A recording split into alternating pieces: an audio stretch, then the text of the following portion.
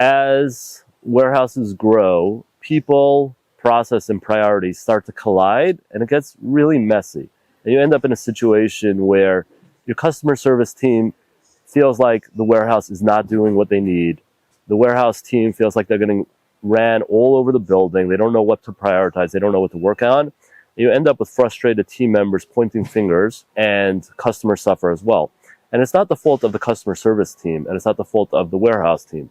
It's actually a structure that you can improve, and we're going to talk about that today.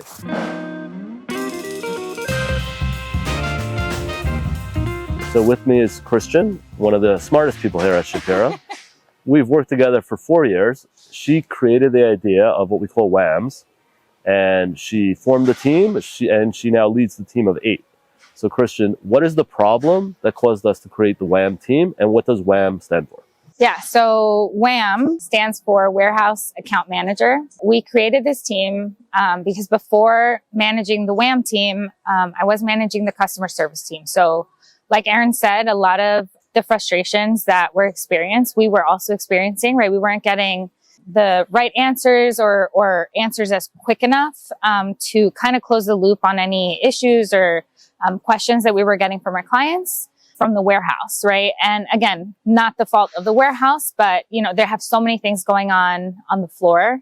And so we wanted to really provide visibility to our CS teams and our other fulfillment teams of the warehouse without really causing any type of distraction, right? That way, all the teams on the floor are able to really focus on what they have to do day to day. And these small little tasks, questions, issues that happen, we have one dedicated person at each one of our facilities to just tackle that, right? Kind of take that off of everyone's plate. And then we work internally with our engineers, with our sales team, with our onboarding team, with any of the teams that we would need to kind of bring in to help resolve any issue, we would end up doing ourselves, taking away that stress from the warehouse. And so that's kind of how the WAMs came to be. And it's grown so much from the moment we started. And it's been such a benefit, I feel, across any of our facilities. Yeah, so before, the way it would often work is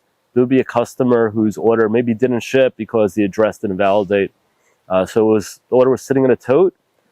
For our brand that we serve, it was a super urgent order that needed to go out.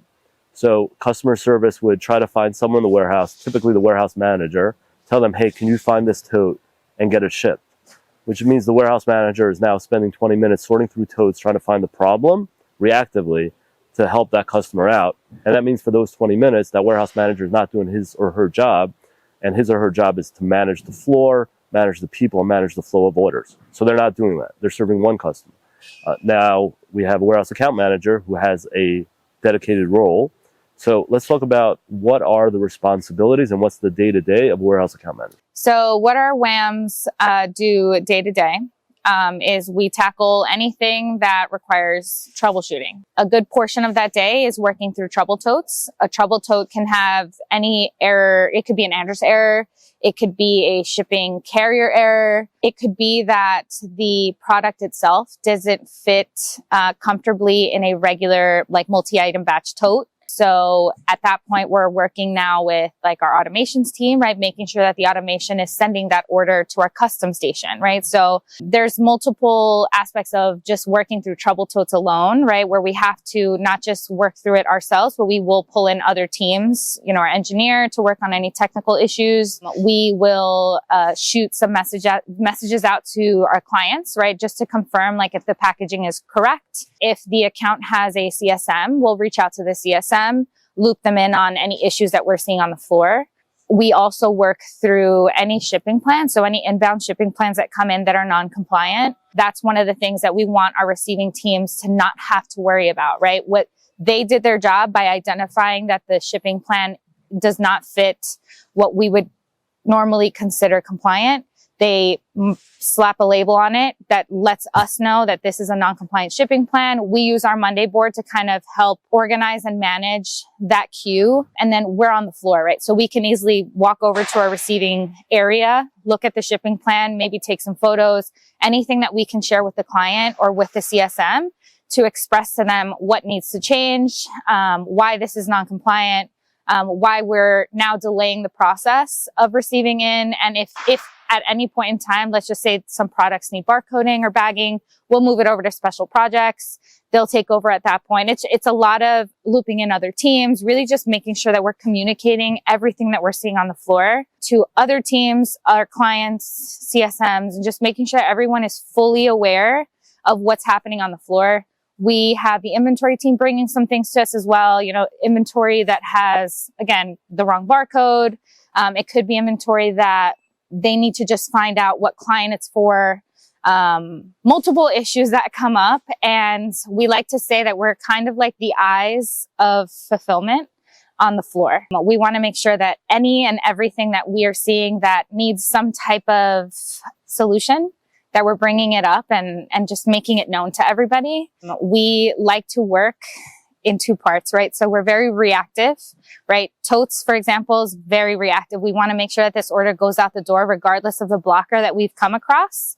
But at the same time, after we've gotten that order out the door, we are also looking at the order very granular and trying to pick and choose little things that need to get improved so that we're working with automation. We're working with the CSM and making sure that these types of orders don't come back into our hospital. And so that at that point now we're being proactive. It's a lot that goes on during the day, but I feel like a lot of our team is just go, go, go all the time. We're really just trying to help solve all the issues on the floor every day. Yeah, so there's two ways that the WAMs actually reduce the total labor spend in the warehouse. So, and Christian hit both of those. One is the proactive part. So the previous state would be, there would be a product that doesn't fit in a tote, and that would get fixed 30 different times on 30 different orders. Now the WAM has the time and takes that, finds what the issue is, changes the rules so it goes into a different size tote, and now we don't have that problem again. And when I say 30, we all know in a warehouse it could have been 300 times before someone actually jumped in. And the second way they're a force multiplier is keeping everyone in flow. So the idea is basically if you're packing and you need to think, you hit the hospital button and you give it to the WAM. That's their job. Your job is to keep packing at your 50 orders an hour. And once we interrupt people and they're doing their 50 an hour and they have to take a 5-minute break to fix something, it takes them another hour to get back up to speed. So now they just keep moving. So they get much faster. Same thing for the receiving team, right? If there's non-compliant, they keep going. They push it to the side and they keep going. They stay in their flow where they're most efficient. And for the WAMs, their flow is problem solving. So even though they're jumping between a lot of different problems, and it's a certain profile that we're going to talk about that makes a really good WAM, but still they're always in that flow. They're never packing a standard order. They're always in the flow of what's the problem? How do I fix it? They're in problem solving mode for 8 hours a day, and they're amazingly effective at getting through a large list of problems that everywhere else has, and keeping the rest of the team moving. So you've hired or promoted all the WAMs, right? So what do you look for a new WAM hire? Number one, we ultimately always want to promote from within.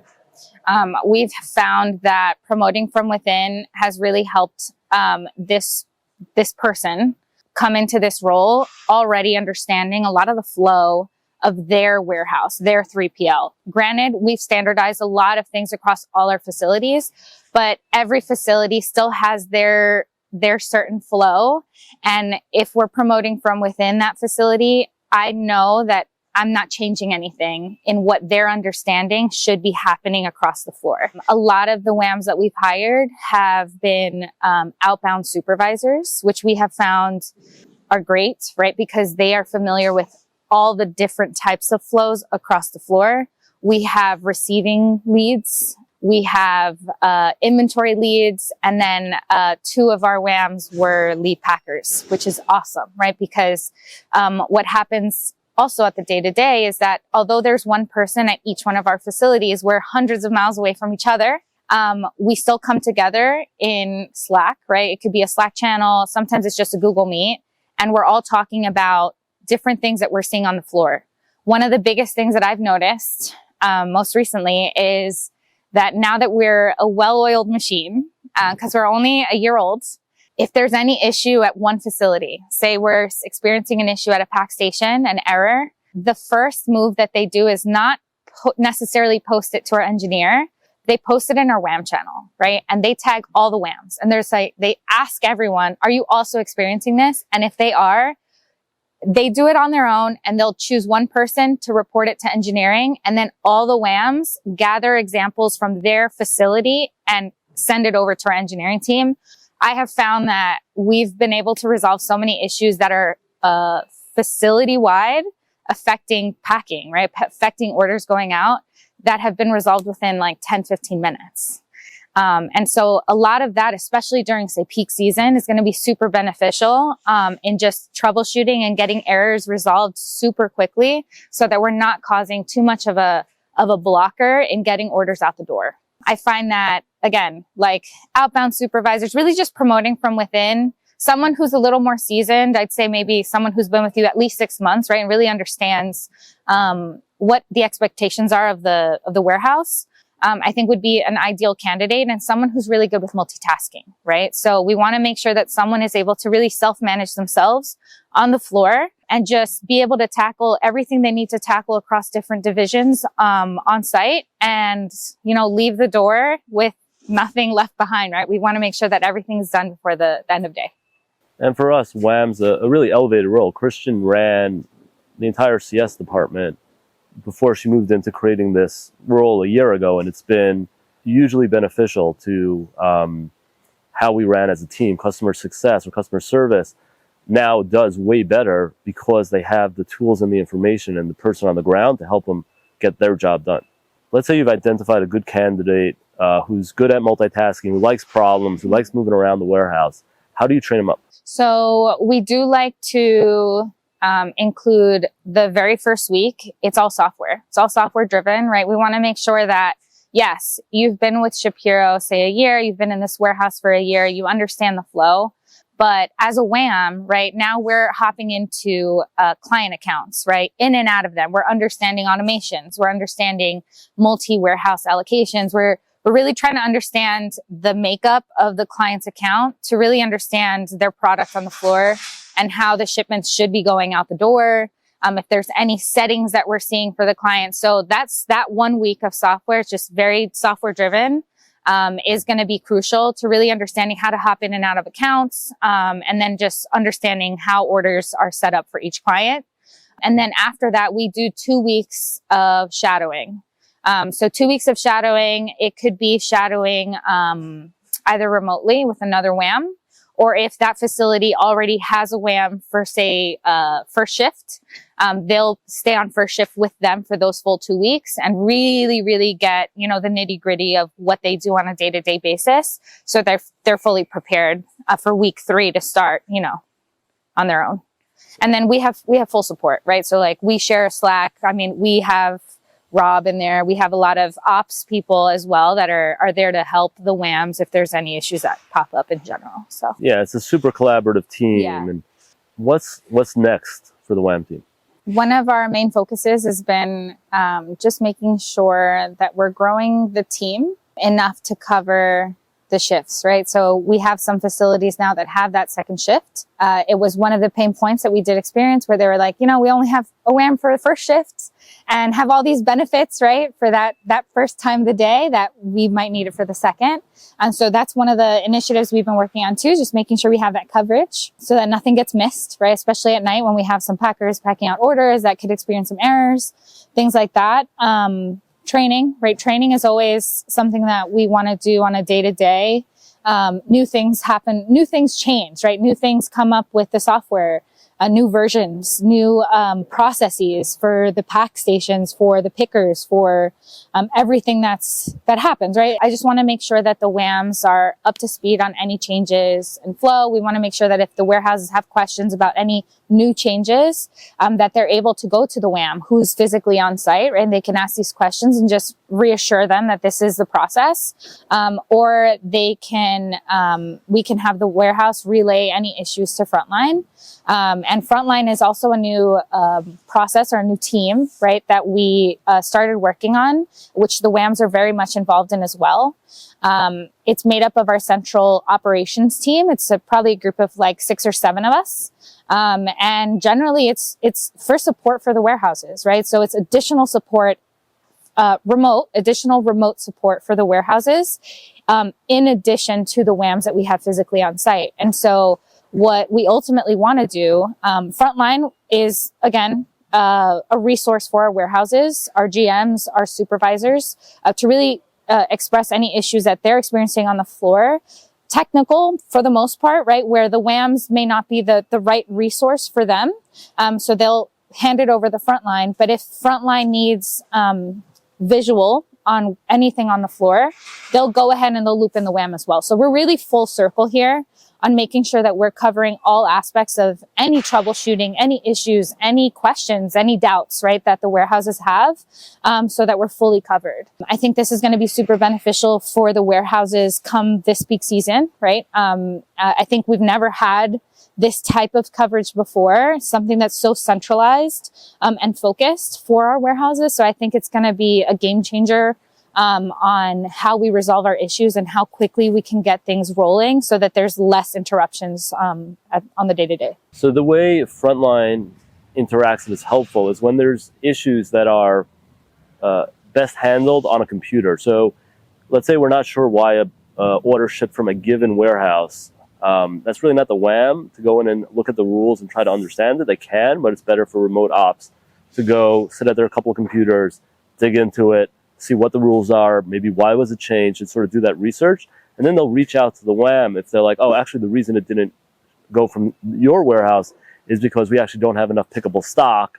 Can you go check that location and see why there's no pickable stock? Right. So that's where they pull back the WAM. But we try to make it so that the WAM is definitely very technical, but they're still doing things that require being on site versus the remote team just with laptops, right? You just got a couple of monitors up and you're just working there and using your WAM as your hands and eyes on the floor. Right. Anything else people should know if they're considering adding a WAM to their team, or why they should add a WAM to their growing warehouse? I think every warehouse should look into having a WAM or a role that's similar to this type of support. I think it's only beneficial to those on site, right? This is going to be a person who understands the end goal for every single department on the floor. They're a team player. They understand the trials and tribulations that happen on a day-to-day basis, and they're going to be able to help support you at your warehouse or any of, GMs, managers, anybody on site, and really help close the loop on a lot of issues. And again, be proactive at resolving these things so that you don't have to deal with them again. So I think if anything, having a WAM or someone with a similar role at a facility would be beneficial just in general. So why is it important when hiring a new WAM or promoting a new WAM that you take someone who is already experienced and familiar with the Shapiro software? Yeah, so a lot of what we do to troubleshoot, right, it can get pretty technical, right? And so we want to make sure that this person understands, one, the order flow, right, how it comes into our system. We want to be able to understand how automations are set on this order, who set the automations, and understanding them, right? We will end up looking in on the client account, seeing how the automation was set up. We don't necessarily modify anything at that point, right? We end up working with our automations team, but understanding the way that the automation was set up can really help us determine this needs to get updated, right? This is why all these orders are coming to this pack station incorrectly. And so we can report it more accurately. Same goes for like multi-warehouse allocation. Since we have multiple warehouses that share the same inventory, we want to make sure if say a CS team member reaches out to us and says, why was this order partially shipped from your facility and I still see some there that was not fulfilled, we can understand the multi-warehouse allocation rules. We know where to find it, right? We know how to read it. The same goes for just kind of looking at an order page and understanding what to look for, right? Like all the little details that really affect the order and whether it's ready to ship, whether it's pickable. We want to understand how to read the inventory, when we're looking at a product, right? And say, oh, we have 500 units of it in overstock. Why is it not allocated now to this order, right? Why has this order not gone out? So there's a lot of little nuances that, you know, the WAM really needs to fully understand as far as the software goes, which is why we have found, you know, someone who uses the software daily, maybe just for packing or maybe just for inventory, is a benefit already because they're very familiar with the software already, right? So training them on maybe other tabs that they didn't know existed, it's super easy, right? So it's a very easy transition, and it's something that I think anyone who is comfortable with the software already can transition to flawlessly. So our results have been definitely play that out, which is having a WAM has definitely improved our performance. And I would recommend you consider it and see if there's a need in your organization, and there probably is. And then I'll just say thank you, Christian. I appreciate it. And I encourage everyone to check out our other videos in the warehouse operating system. I think there's a lot of knowledge there to help people scaling up their warehouses. So learn from some of our mistakes and learn from some of our learnings and make your warehouse go from good to great.